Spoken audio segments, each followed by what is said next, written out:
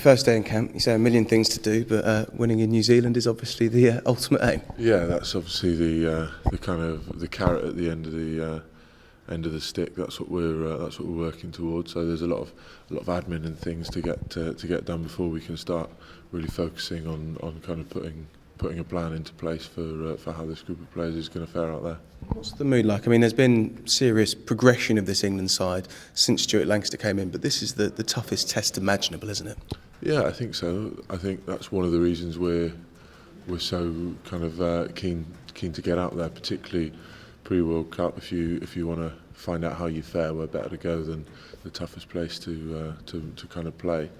I think optimistic is how we are. I think it's an exciting young team that's done a lot of growing under Stuart Lancaster and has got a lot further that they can go. And that's very exciting. It's great to be involved with a team that's very forward thinking and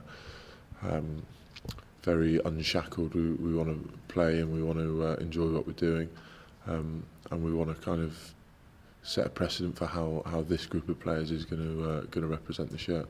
I mean, we know our history. We know that the 2003 team had a very important victory, or a couple of important victories in the Southern Hemisphere that really set themselves up for what was to come. England have beaten New Zealand at Twickenham, but what sort of statement would it send out if you did the same on their soil? It'd be massive, I think, in terms of belief.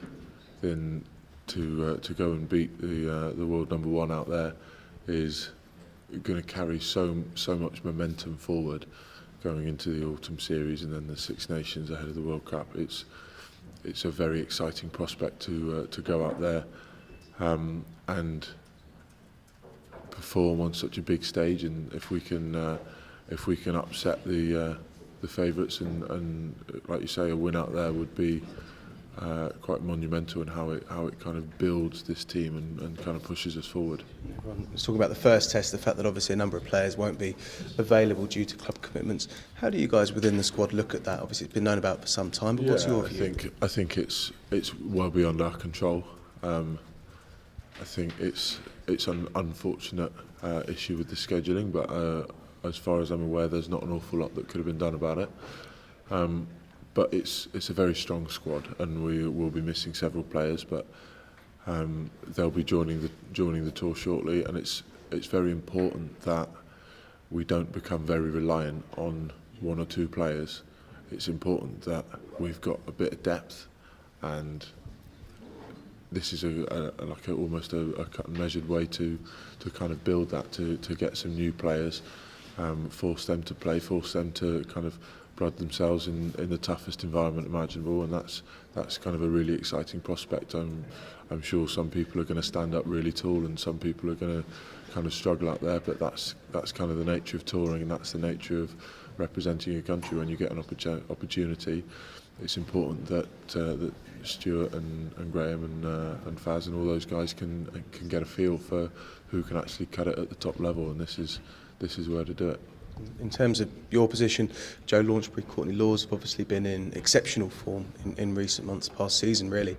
Courtney, with his Northampton duties, won't be around for the first test. It's an opportunity for you, or presumably you see it as a wonderful opportunity to really put your hand up.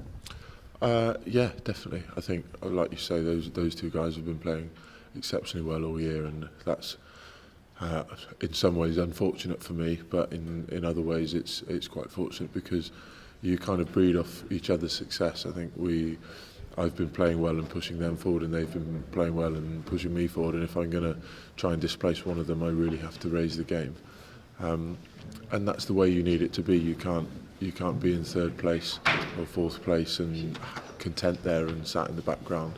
You have to kind of be challenging them, and it's testament to them how well those two guys are playing. But like you say, Courtney's not going to be available for the first test, so potentially there's an opportunity for me to kind of stake a claim and kind of build my own momentum in this England shirt and hopefully push my cause forward. Thank you very much, and good luck with it. Enjoy it.